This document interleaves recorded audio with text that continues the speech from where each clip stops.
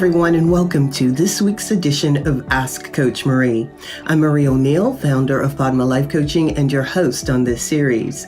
This is the place where you ask a question and I give my unique opinion as a life renewal coach, astrologer, and past life regression facilitator. Each week on Friday, a new video is released with me answering 2 questions from the viewers. I also talk about various other life renewal topics. Please know once again that I am not a therapist and I will never tell you what you must do. So let's go ahead and get started with the first question for this week. Our first question comes from Amy, who is in Minnesota. Amy writes, "Hi Marie, I enjoy your YouTube channel and have a question for you. I would love to hear your perspective. My me node, South Node in Aquarius in the 5th house, North Node in Leo in the 11th house, is different from my True Node, which is the South Node in Capricorn in the 5th house, North Node in Cancer in the 11th house. Very different energies. I would think this difference would be a big deal for some astrologers, especially evolutionary astrologers. I'd appreciate your thoughts about what this could mean for me, why I might have planned this in my birth chart, and what it could mean, if anything, in how these energies present themselves in my life." That's a very good question, Amy, and thank you for asking it. Now, I'm going to give you the punchline before I go into the details of disseminating or, breaking down the punchline or the answer. The answer is both nodes, both South nodes and both North nodes are in effect for you. You cannot separate them. Now, let's go back and start at the beginning. First of all, what is a node? A node is basically when you look at the moon and its relationship to the ecliptic. The ecliptic is the sun's apparent motion through the constellations from our vantage point here on Earth. From our vantage point here on Earth, it looks like the sun is going through the different constellations when we look up. Now, that particular orbit is called the ecliptic.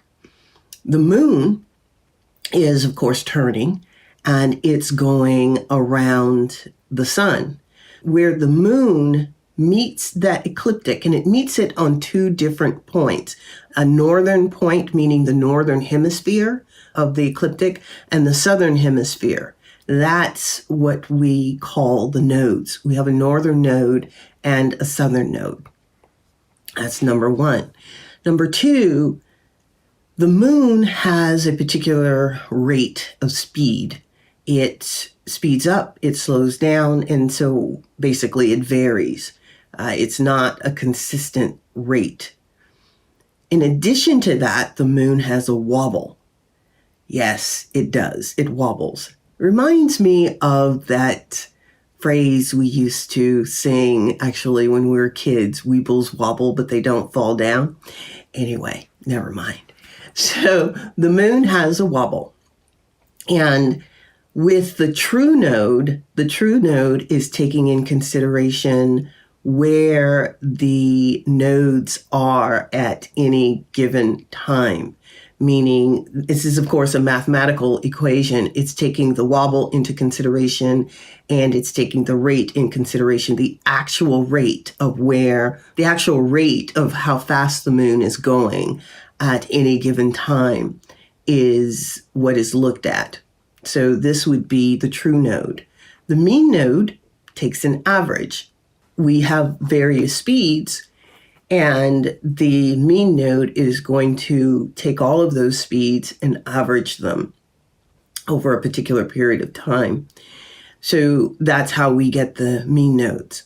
One other thing, the nodes move in a precessional rotation, meaning they move backwards. For example, Amy, you're looking at an Aquarius South Node and a Capricorn South Node, which means that your Aquarius South Node has to be at the very beginning point of Aquarius because they move backwards. Each sign has 30 degrees from 0 to 29. Typically, when we're leaving one sign and moving to the next sign, we leave that sign at 29 degrees and move into the next sign at 0 degrees. Because the nodes move backwards, it's the opposite. They enter a new sign at 29 degrees and exit that sign at 0 degrees. They take about a year and a half to move through the different signs, and it takes 18 and a half years for the nodes to actually get back to their starting point. And that starting point is you can take your day of birth. The nodes were in a particular sign and house, of course, when you were born. In order for the nodes to get back to that position, that point, it takes 18 and a half years. Now that we have that information, in evolutionary astrology, we always say that the nodes, especially the southern node, is where you come from. It's what you have accumulated from a prior life. And the southern node has gifts in it because you've been through many lifetimes and you've acquired many gifts. It also has a shadow side. And when we're looking at the southern node, we're in particular looking at the shadow because this is what you came in to work on. So you picked up basically where you left off. Because you're at the beginning, or I should say the end of your run through Aquarius, I would say that you've spent many lifetimes working on that Aquarian South Node, developing your skills, developing and also still having some shadow work that needs to be done. At the same time, in more than likely your most recent prior life, but it might have been even before that, you started working on that Capricorn South Node too. This is not something that is common. It is rare. And there are some of us who are here for advanced soul growth. Hello, Amy. You're here for advanced soul growth. So when you're looking at your southern node, when you're looking at it from the evolutionary astrology standpoint, you're going to look at the position of that node. And in your case, you're looking at both nodes being in the fifth house, which means that you're looking at fifth house issues, which could be around children, creativity. It could be about love affairs. It's the Leo house, as we know, the fifth house, being able to shine your light and all that. But we're also looking at it from the Aquarian standpoint. And we're also looking at the ruler of Aquarius, meaning which planet has affinity with Aquarius. And in this case, we're looking at Saturn. So you would have to look at the position of Saturn in where it is in your chart and what sign it's in to look at who you were in a prior life. And you would add that Capricorn as an adjective to the Aquarius. That means that you're pulling in some of those Capricorn issues. The word that comes to mind when I think of Aquarius, Capricorn, and Saturn would be long suffering. It's highly probable that you've been dealing with that and working through it, but now moving into it in a different dimension. Because as I said, both Aquarius and Capricorn have affinity with Saturn. They just manifest a little bit differently. So look at that and tell me what you think. But in my view, both are in play. And then when you go to the other side of the nodes, we're looking at the northern node, looking at Leo and Cancer. So with Leo, We know that it has affinity with the sun. So this is about shining your light, being out in the world. And of course, this is in your 11th house of friendships and the public and your hopes and wishes and dreams for yourself. So this is Leo. This is also about individuation and being your true self. And that takes a lot of courage to do that. And then, of course, when you bring in the Cancerian part, which is also still in the 11th house, you're looking at the moon, which when I look at the moon and the sun are two luminaries. When those two are working together, it is absolutely wonderful. It's magic because the moon represents our emotions. It represents our nurturing and how we were nurtured and how we nurtured others. So when I look at the sun and the moon, in your case, it's, oh, you're shining your light, you're helping other people to heal through that Cancerian energy and also the Leo energy, and you're being your authentic self. In order to do that, you have to work through the shadow part of the Aquarius and the Capricorn. Hopefully that explains that well. If not, send me a note to let me know what you think about this, Amy, or, put a note in the comments below. And any of you who are listening to this, if you have any questions or comments, please put them in the comments below so that I can answer them, because this is a really technical question. We are now going to move into our topic. And our topic for today is shamanism. This topic came up because over the years, I've been hearing a lot of people talk about shamanism and talk about going to school to become a shaman, talk about taking workshops and learning skills and all this to become a shaman. Now, my background is I have some training in Native American tradition, some, not a whole lot, but some, enough to answer this question, and also Buddhism. Both traditions have their own version of shamanism. In both traditions, which are indigenous cultures, an individual does not decide that they want to be a shaman. It just doesn't happen. You are seen as someone who has the potential, and you are taken under the wings of someone else who is a shaman, and you're taught what to do, and you're watched over. This is not something that happens over the course of a year or 2 years. It can take you 15, 20 years to actually become a full-fledged shaman. And the other thing in those traditions, you're not to call yourself a shaman. People who are not in your immediate world don't know that you are a shaman. I mean, you have these skills, you have these gifts, and you're helping other people to heal, which is one of the things that shamans do. They act as also a go-between between the different worlds. They can go to the other side and come back, but they have to do it in a way where they're not going to harm themselves, and they're not going to harm anybody else, and they're not going to have anything from the other side that is non-beneficial come through. Meaning they're not going to bring anything back with them that could stay in this realm. That takes training to do. Now, some people have an affinity for healing, and it's in their chart, their birth chart.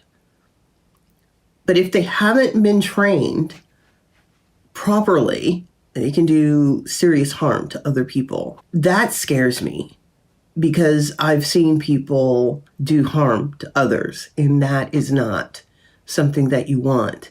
Where I'm coming from with this is what I see out here is a lot of egotism with people who profess to be shamans or are working to be a shaman. Now, mind you, I have no problem with someone going off and taking a class and learning how to do Reiki or something else to help other people heal. But remember, we still have to be humble, and because you don't want any harm to come to yourself or to anybody else. And I would implore you to not call yourself a shaman. I'm going to say that again. I would implore you not to call yourself a shaman, because you're not. You can only be a shaman if you have been trained properly. And in my view, that training needs to come from one of the indigenous cultures around the world, or at least someone who's been trained by someone in those indigenous cultures. And it's not that individual, as I say, who decides that they are a shaman. The person who is training them will tell them that it's time for them to go out on their own. I do know in the tradition that I studied with, a lot of times you weren't given the okay to go out on your own until you were well over 50 and you had trained for a very long time, because shamanism also is something that is seen from the elder perspective in the community. The other thing with shamans is they're revered in their culture. A lot of times they don't live within the group. They're there, but they're not, they're kind of on the outskirts. I mean, they're there. I mean, in their traditional, their people know who they are and all that stuff. But I wanted to talk about this because I am just disturbed by seeing so many people wanting to become shamans or going to school. And I'm sorry, you go to school for a year to be a shaman, and no, that doesn't work that way. And you can get more than slapped on the wrist by the universe for doing that. So anyway, that's what I wanted to say about shamanism. Now, the next question comes from Vanessa, who is in Connecticut. And she says, I'm in a relationship with a guy who says he loves me, but doesn't treat me as though he does. We always do what he wants to do, go where he wants to go, live where he wants to live. When I say what I want, he says it's silly or we can't afford it, then changes the subject. What advice can you give me to improve the relationship? Well, Vanessa, my grandmother had a saying, and the saying was, it's time for a come to Jesus meeting. And I'm going to say that to you. It's time for you to have a come to Jesus meeting with your significant other. Several things need to happen here. One, you need to be clear on who you are, what you want in the relationship, and what your boundaries are. In addition to that, you also need to know what the deal breakers are in the relationship for you to be able to walk away. Because if you're in a relationship and you're not getting even remotely what it is you want in the relationship, then there is no reason to be there. Have a conversation with him next and talk to him about your feelings, how you feel about your treatment in the relationship. Be honest. Don't blame, of course, but you want to be honest and open and see what he says. This may be a relationship that you can repair. It may not. I don't know. I'm not in the relationship. Only you are. I do know that when you have someone who always wants it their way and never willing to compromise, that is not a healthy relationship to be in. Now, no relationship is 50-50. In my view, relationships should be 100%. And that means that each person is giving 100% and they are working for the benefit of the other in all cases. And then you can come to some type of compromise in the relationship for issues that come up. In this particular case, it doesn't seem as though you're getting anything that you want. So you have to ask why. What is it that is causing this? This is a symptom of a larger issue in the relationship. And I would certainly have several conversations. This is not something that you're going to resolve with one conversation. It's going to be a series of conversations.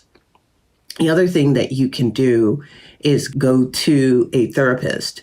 Both of you go to a relationship therapist, someone who specializes in relationships, so that each of you can talk about the relationship and what it means to you and talk about the issues and see if you can come to some agreement and work through the issues. As you are well aware, Vanessa, relationships are constant work. You're not able to actually make a relationship static. It changes because we evolve and grow. So you have to look at how long you've been in that relationship too. And have you grown? Have your values shifted? What do you want now? All of this has to come into play. And my recommendation is, of course, get a therapist who you can talk to. Even if your mate doesn't want to go to the therapist, you go to the therapist and see if you can help yourself. I wish you well with this. Please comment below or send me an email letting me know how all of this worked out. All right, we have come to the end of the questions for this week. If you have questions that you want me to answer, please be sure to send them to padmacoach@icloud.com. It's padmacoach@icloud.com. And make sure that you subscribe to my YouTube channel. That really does help me to spread the videos out there for others to see. Make sure that you like this particular video and click the bell to be notified of other videos as they are released.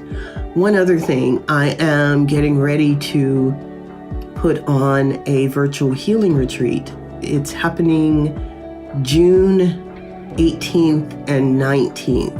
It's going to be virtual over 2 days. It's 3 hours each day, 4 to 7 p.m. Pacific time. I will put information on my website and put it out on the Ask Coach Marie comment section below to give you more information on the retreat. Anyway, I look forward to seeing you next week. I hope you have a wonderful, wonderful week ahead. Well, weekend ahead, I should say. Talk to you later. Bye-bye.